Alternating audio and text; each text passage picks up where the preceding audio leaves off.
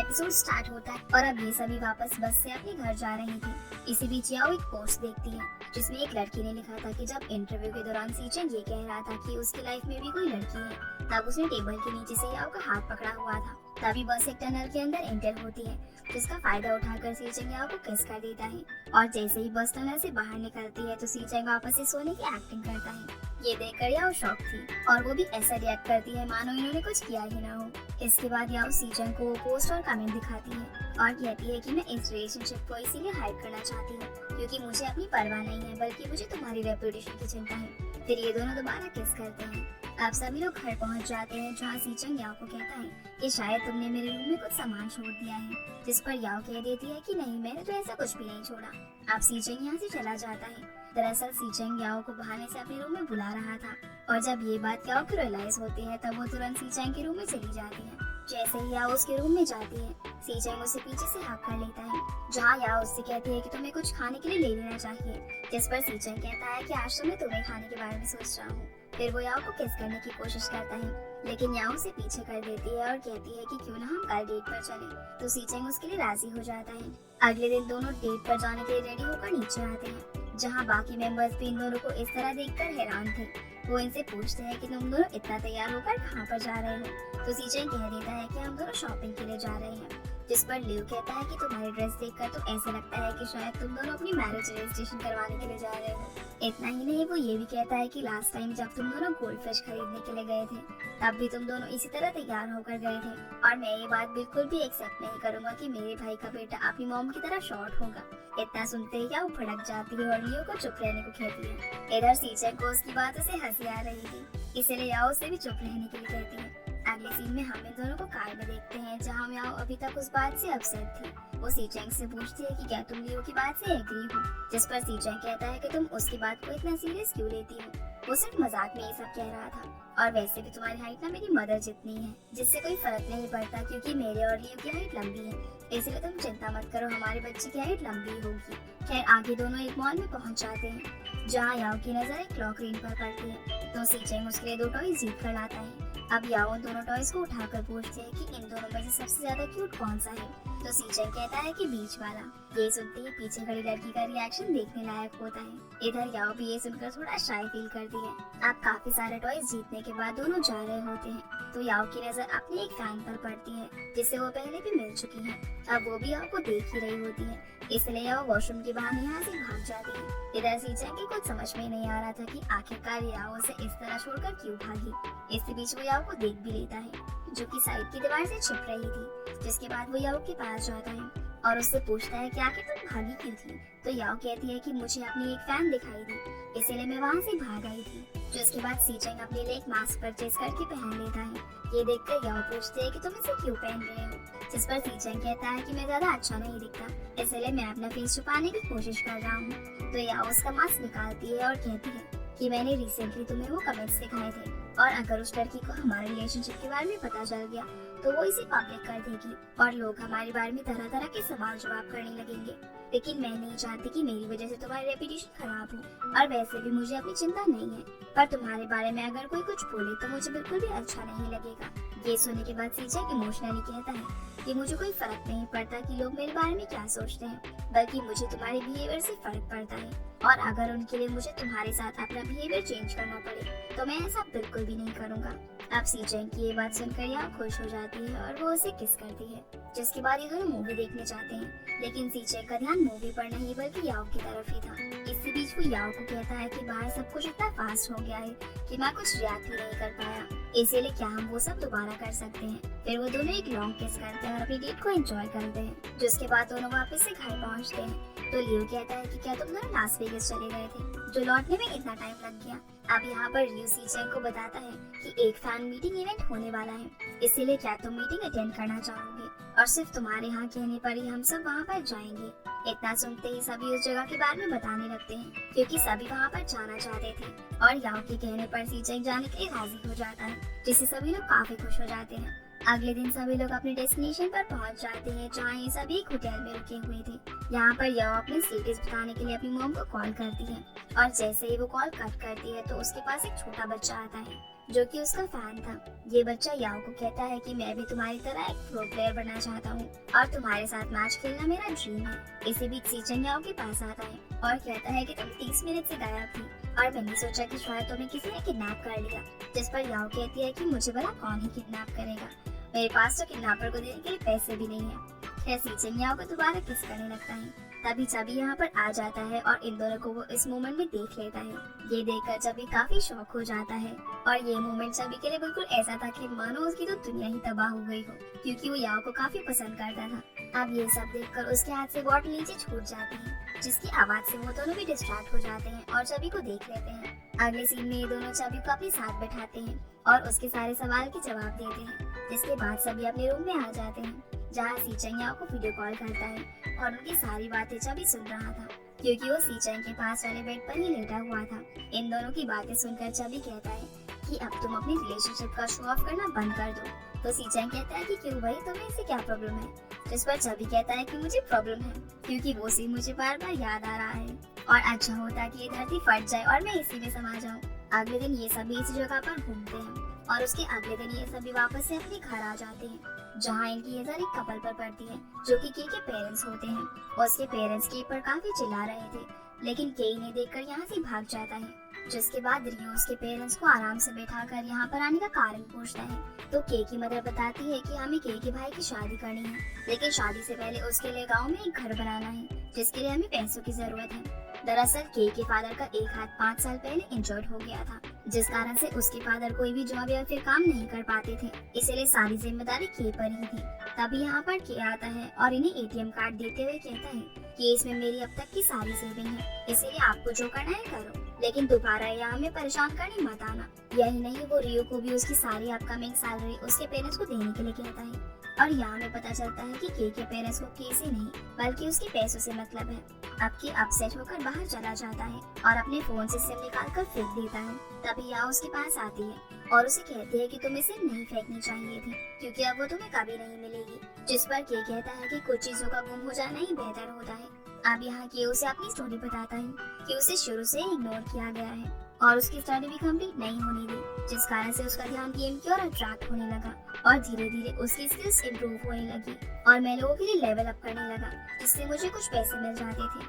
जिसके बाद मेरी मुलाकात यूनिक से हुई और वो मुझे यहाँ ले आया। ये सुनकर याओ कहती है कि मेरे और तुम्हारे पेरेंट्स काफी सिमिलर हैं, क्योंकि दोनों ही हमें सपोर्ट नहीं करते। जिस पर ये कहता है कि नहीं, तुम्हारे पेरेंट्स अलग हैं, क्योंकि वो तुमसे प्यार करते हैं, लेकिन मेरे पेरेंट्स मुझसे प्यार नहीं करते, बल्कि वो तो पैसों के लिए मुझे ऐसा डिवाइस यूज करते हैं। तो याओ कहते हैं कि तुम चिंता मत करो, हम सब तुम्हारे साथ हैं। फिर वो याओ को अपने रिसेंट बिहेवियर के लिए सॉरी बोलता है। जिसके बाद याओ जिमियांग से मिलने जाती है, जो कि उसे एग्रीमेंट दिखाती है और बताती है कि मैंने YQCB टीम को खरीद लिया है। ये देखकर याओ काफी शौक हो जाती है, क्योंकि जिमियांग ने सिर्फ अपनी रिलेशनशिप के कारण पूरी YQCB टीम को ही खरीद लिया था। यही नहीं, वो ये भी बताती है कि मैं एक कार्निवल होस्ट करना चाहती हूँ, जिसके जरिए लोगों को ये पता चल सके कि ई स्पोर्ट्स भी एक बेस्ट करियर ऑप्शन है। फिर याओ वापस से अपने घर आ जाती है और सभी को इस बारे में बताती है। जिस पर रियो कहता है कि तुम कार्निवल में तभी जा सकती हो जब सीचेंग तुम्हें अलाउ करेगा, और सीचेंग भला याओ को कैसे रोक सकता है। जिसके बाद याओ आजिया के साथ कार्निवल इंटरव्यू अटेंड करने पहुंच जाती है और ये दोनों यहाँ पर स्पेशल गेस्ट होते हैं। अब यहाँ पर इनसे काफी सारे सवाल किए जाते हैं और आजिया की मदर भी यहाँ पर आई हुई थी। तभी एक पर्सन आजिया से पूछता है कि तुमने उस कंडीशन को कैसे हैंडल किया जब कोई भी तुम्हें सपोर्ट नहीं कर रहा था। ये सुनकर आजिया काफी नर्वस हो जाता है और इसी बीच हमें एक फ्लैशबैक सीन दिखाया जाता है, जिससे हमें पता चलता है कि आजिया की मदर ने उसे घर से बाहर निकाल दिया था, लेकिन तब जिमियांग ने उसका साथ दिया। खैर आगे इंटरव्यू खत्म हो जाता है तो आजिया जिमियांग को अपनी मदर से मिलवाता है और अब आजिया की मदर को भी उस पर काफी प्राउड फील होता है। दूसरी तरफ लियो एक फोटो देखता है जिसमें सीचेंग और याओ साथ में होते हैं। ये देखकर लियो काफी शॉक हो जाता है और वो सारे मेंबर्स को चिल्लाकर अपने पास बुला लेता है, क्योंकि अभी नहीं पता चल चुका था कि याओ और सीचेंग दोनों रिलेशनशिप में है। तभी याओ यहाँ पर आ जाती है और इनसे पूछती है कि तुम ऐसा क्या देख रहे हो, जिस पर लियो से वो पिक दिखाता है, जिसे देखकर याओ भी शॉक हो जाती है और बात को डिस्ट्रैक्ट करते हुए कहते हैं कि देखो कार्निवल इंटरव्यू ट्रेंडिंग में चल रहा है। लेकिन रियो से पूछता है कि आखिर ये सब क्या चल रहा है, पर याओ चुपचाप बैठी हुई थी। फिर वो सीचेंग को मैसेज करके इस बारे में बता देती है। अब सीचेंग भी यहाँ पर आ जाता है और सब कुछ पता लगने के बाद भी वो ऐसे रिएक्ट करता है कि मानो कुछ भी ना हुआ हो। फिर सभी मेंबर्स उससे तरह तरह के सवाल करने लगते हैं। इसीलिए फाइनली वो कह देता है कि मुझे याओ पर क्रश है।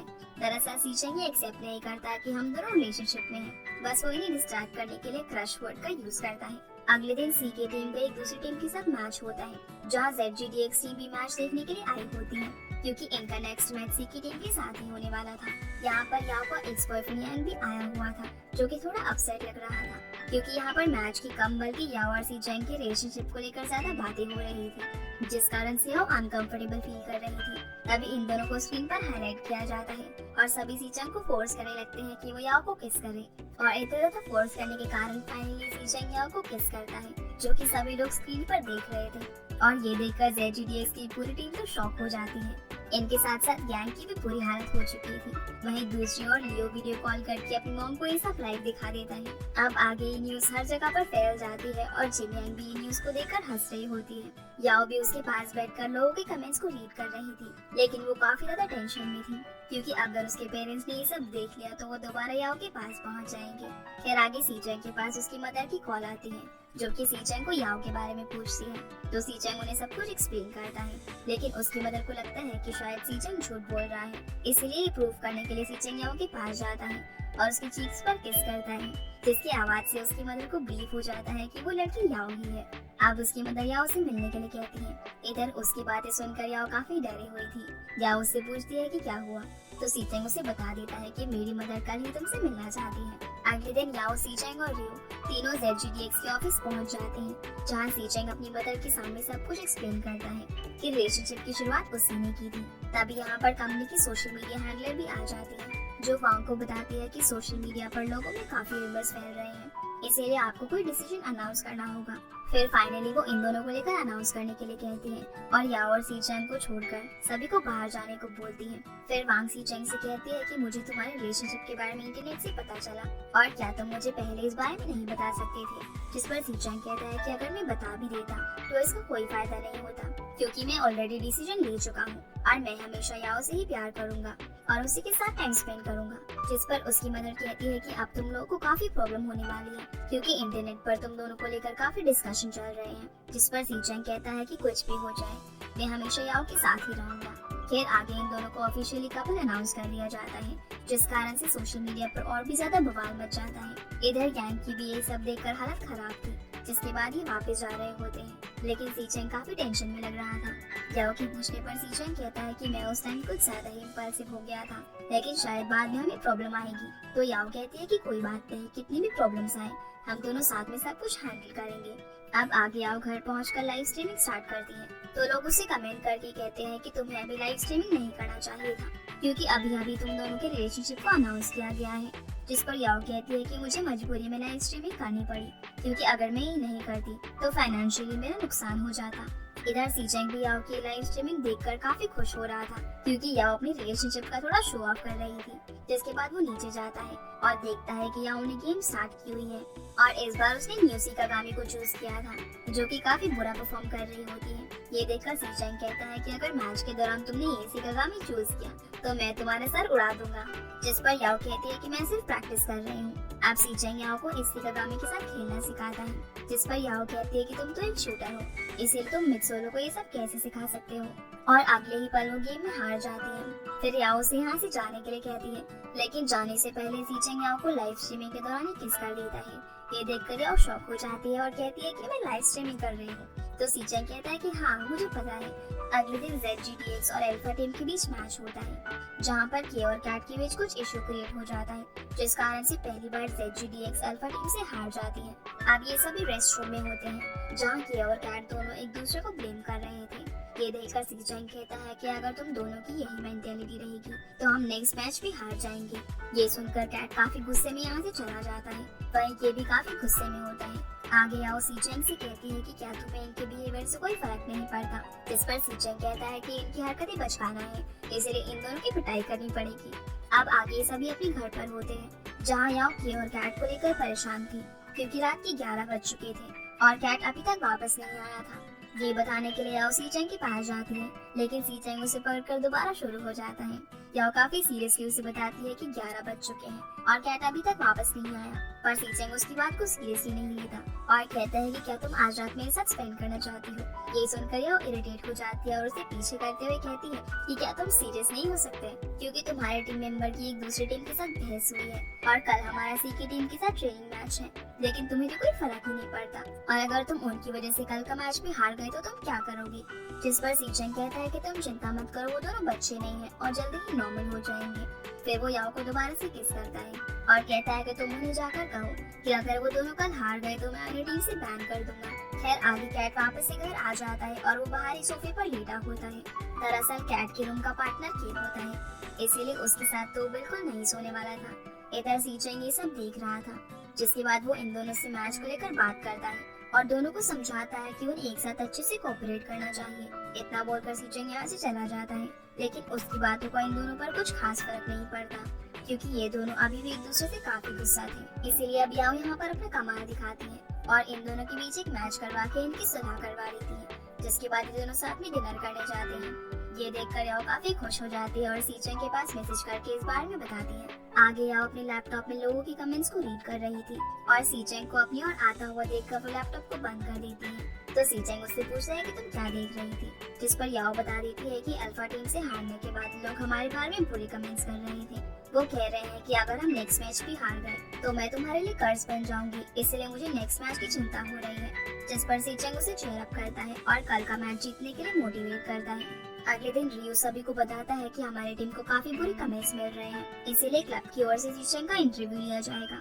जिसमें सीचेंग को सारे मिसअंडरस्टैंडिंग्स क्लियर करनी होगी। लेकिन सीचेंग इंटरव्यू देने से इनकार कर देता है, तो रियो से समझाता है कि तुम्हें इंटरव्यू देना ही होगा, क्योंकि ये हमारी रेपुटेशन के लिए अच्छा रहेगा। इसलिए फाइनली सीचेंग इंटरव्यू देने चाहता है, जहाँ रिपोर्टर उससे पूछती है कि अल्फा टीम से मैच हारने के पीछे क्या कारण है और क्या कैट और के बीच इस मैच के दौरान झगड़ा हुआ था, जिसके जवाब में सीचेंग कहता है कि नहीं, उन दोनों के झगड़े का इस मैच से कोई लेना देना नहीं है और ये एक गेम है जिसमें हार जीत तो चलती ही रहती है। जिसके बाद रिपोर्टर कहती है कि इंटरनेट पर ये बताया जा रहा है कि आपकी टीम में चल रहे लव अफेयर के कारण ZGDX टीम मैच हारी है और आपके रिलेशनशिप की वजह से ZGDX टीम पर काफी बुरा इम्पैक्ट पड़ा है। जिसके जवाब में सीचेंग कहता है कि मेरी और याओ की रिलेशनशिप हमारा पर्सनल मैटर है और हमारे रिलेशनशिप से टीम पर कोई भी इम्पैक्ट नहीं पड़ा। वो ये भी कहता है कि अगर मेरे किसी फैन को ऐसा लगता है तो वो मुझे अभी के लिए अनफॉलो कर दें, क्योंकि मुझे ऐसे फैंस की कोई जरूरत नहीं है और अब तक मुझे सपोर्ट करने के लिए थैंक यू। ये सुनकर रिपोर्टर कहती है कि आपको शायद अपने फैन को सॉरी बोलना चाहिए, क्योंकि वो आपकी फैंस है। तो सीचेंग कहता है कि अगर मैं इस साल चैंपियनशिप हार गया तो मैं सभी से माफी जरूर मांगूंगा। फिर वो सभी फैंस को उनकी बैड कमेंट को लेकर वार्न करता है और कहता है कि मुझे एक अच्छा इंसान मत समझना, क्योंकि मैं ये सब सहन नहीं कर सकता। अब उसका इंटरव्यू काफी वायरल हो जाता है, जिसके बाद ZGDX कंपनी के शेयर होल्डर की मीटिंग बुलाई जाती है, जिसमें रियो और यूनिंग से पूछा जाता है कि वो इस सिचुएशन को हैंडल क्यों नहीं कर पा रहे, लेकिन इन दोनों के पास इस बात का कोई भी जवाब नहीं था। इधर याओ की मदर याओ के पास कॉल करके उसका हाल चाल पूछती है। वहीं दूसरी ओर सीचेंग के पास भी उसकी मदर का कॉल आता है, जो कि सीचेंग को समझाने की कोशिश करती है कि तुम्हारे पास अभी भी मौका है अपने फैमिली बिजनेस को संभालने का। लेकिन सीचेंग कह देता है कि मैं अब डिसीजन ले चुका हूँ और मुझे इसी रास्ते को फॉलो करना है। इसी के साथ ये एपिसोड यहीं पर खत्म हो जाता है। तो गाइस ये थी आज की वीडियो एंड आई होप आप लोगों को ये वीडियो पसंद आई होगी, तो वीडियो को लाइक कर चैनल को सब्सक्राइब जरूर कीजिएगा। आपसे फिर मिलते हैं अगले एपिसोड में, तब तक के लिए गुड बाय।